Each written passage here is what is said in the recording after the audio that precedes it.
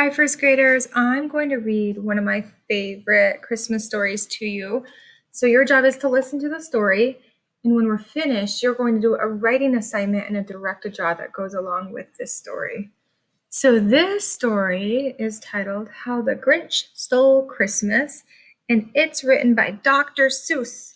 If you remember, last week we actually read actually not last week, the week before, we read about Dr. Seuss and how he was important. He wrote many, many children's books, and he loved to write and illustrate, and he used lots of rhyming words in his stories. And a lot of his stories have really cool, unique creatures in them. So you probably have already heard this book, and maybe you've seen the movie. The book came out before the movie, so it's a little bit different than the movies. It's called How the Grinch Stole Christmas. Every Who down in Whoville liked Christmas a lot. But the Grinch who lived just north of Whoville did not. The Grinch hated Christmas, the whole Christmas season. Now please don't ask why. No one quite knows the reason. It could be his head wasn't screwed on just right. It could be perhaps that his shoes were too tight. But I think that the most likely reason of all may have been that his heart was 2 sizes too small.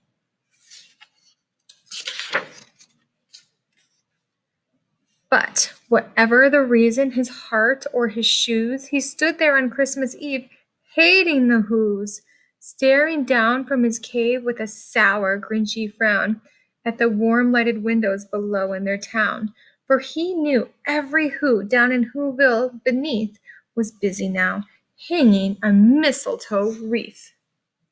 And they're hanging their stockings, he snarled with a sneer. Tomorrow is Christmas. It's practically here.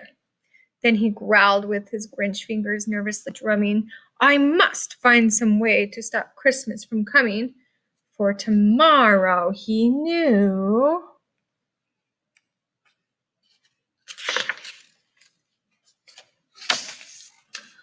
all the boys and girls would wake bright and early. They'd rush for their toys, and then, oh, the noise, noise, noise. That's one thing he hated.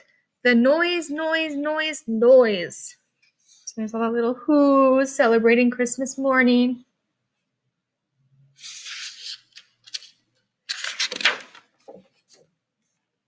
Then the Who's, young and old, would sit down to a feast, and they'd feast, and they'd feast, and they'd feast, feast, feast. They would feast on Who pudding and rare Who roast beast, which was something the Grinch couldn't stand in the least. And then they'd do something he liked least of all. Every Who down in Whoville, the tall and the small, would stand close together with Christmas bells ringing.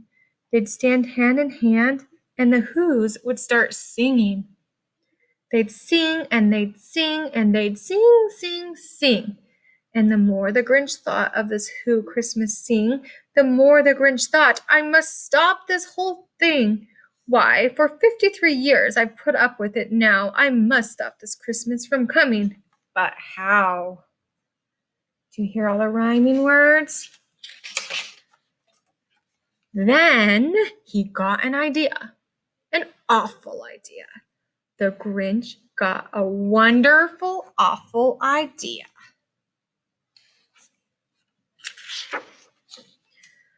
I know just what I'll do. The Grinch laughed in his throat, and he made a quick Santa Clausy hat and a coat. And he chuckled and he clucked, what a great Grinchy trick! With this coat and this hat, I'll look just like Saint Nick. All I need is a reindeer. The Grinch looked around, but since reindeer are scarce, there was none to be found. Did that stop the Grinch? No, the Grinch simply said, if I can't find a reindeer, I'll make one instead. So he called his dog Max. Then he took some red thread and he tied a big horn on the top of his head. Poor little Max.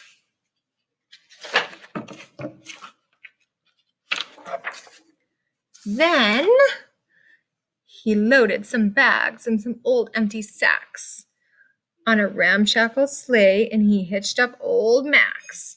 The Grinch said, "Giddy up!" and the sleigh started down toward the homes where the Who's lay a snooze in their town.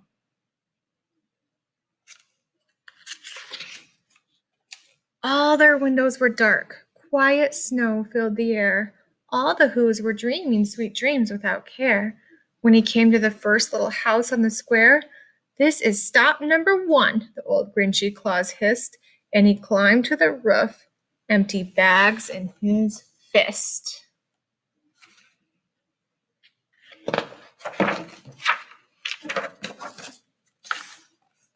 Then he slid down the chimney, a rather tight pinch. But if Santa could do it, then so could the Grinch. He got stuck only once for a moment or two.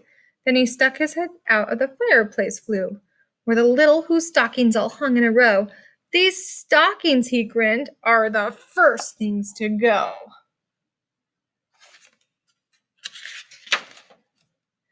Then he slithered and he slunk with a smile most unpleasant around the whole room, and he took every present: pop guns and bicycles, roller skates, drums, checkerboards, tricycles, popcorn, and plums, and he stuffed them in bags. Then the Grinch very nimbly stuffed all the bags, one by one, up the chimney. He's trying to steal Christmas. Then he slunk to the icebox.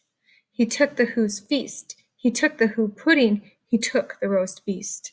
He cleaned out the icebox as quick as a flash. Why, that Grinch even took the last can of Who hash.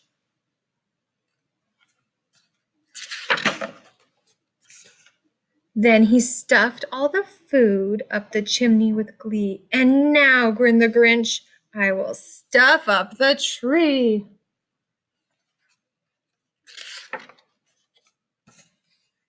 And the Grinch grabbed the tree and he started to shove when he heard a small sound like the coo of a dove.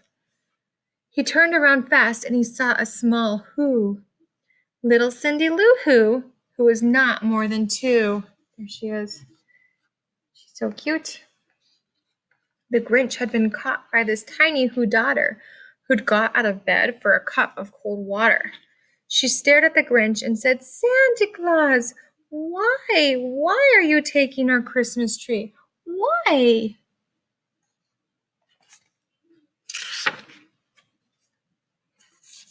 But you know, that old Grinch was so smart and so slick, he thought up a lie and he thought it up quick. "Why, my sweet little tot," the fink Santa Claus lied, "there's a light on this tree that won't light on one side. So I'm taking it home to my workshop, my dear. I'll fix it up there, then I'll bring it back here." And his fib fooled the child. Then he patted her head and he got her a drink and he sent her to bed. And when Cindy Lou Who went to bed with her cup, he went to the chimney and stuffed the tree up.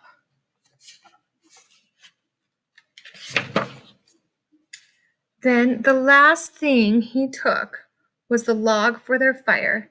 Then he went up the chimney himself, that old liar. On their walls he left nothing but hooks and some wire, and the one speck of food that he left in the house was a crumb that was even too small for a mouse.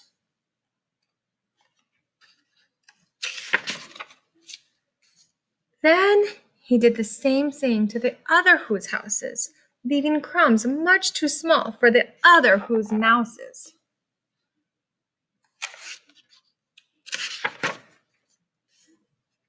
It was 1/4 dawn, all the Who's still abed, all the Who's still a-snooze, when he packed up his sled, packed it up with their presents, the ribbons, the wrappings, the tags, and the tinsel, the trimmings, the trappings.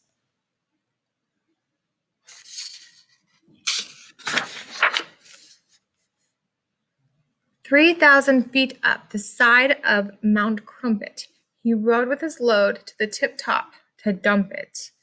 "Pooh, pooh," to the Who's. He was grinchiously humming. "They're finding out now that no Christmas is coming. They're just waking up. I know just what they'll do. Their mouths will hang open a minute or two.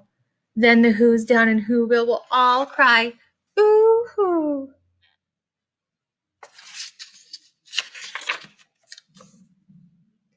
That's a noise, grinned the Grinch, that I simply must hear. So he paused, and the Grinch put his hand to his ear, and he did not hear a sound rising over the snow. Sorry, and he did. I read that wrong. He did hear a sound rising over the snow. It started in slow, then it started to grow.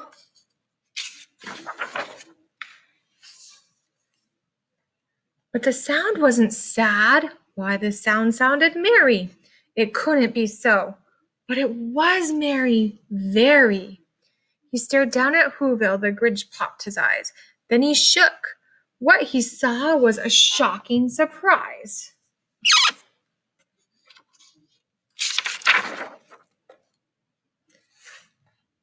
Every Who down in Whoville, the tall and the small, were singing without any presents at all.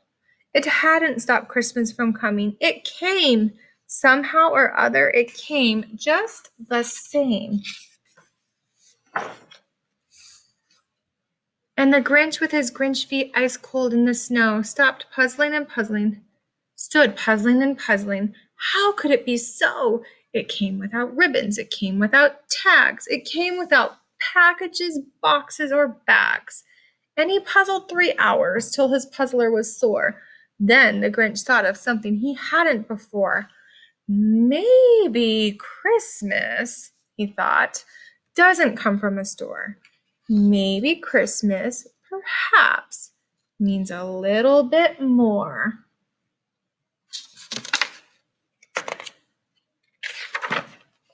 And what happened then? Well, in Whoville they say that the Grinch's small heart grew 3 sizes that day.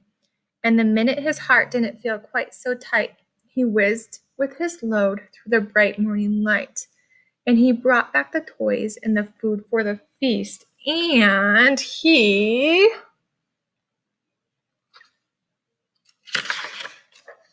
himself, the Grinch, carved the roast beast.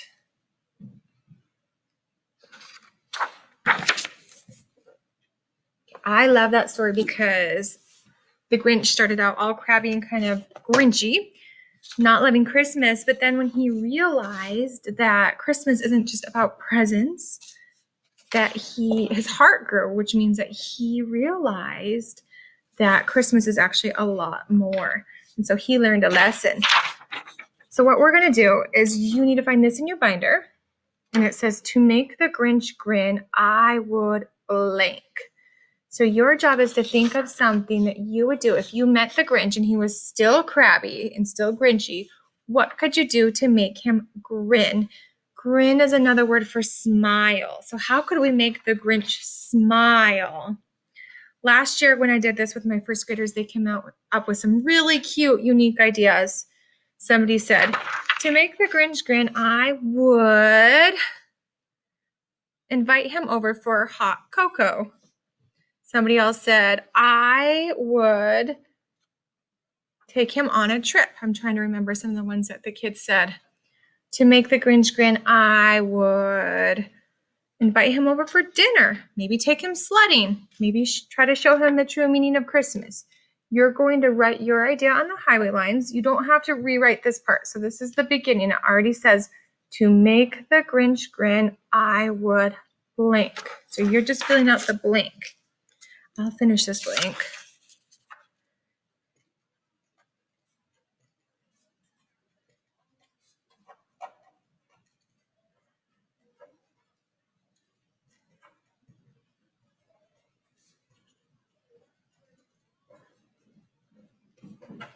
Be creative. You can use your ideas. It can be silly.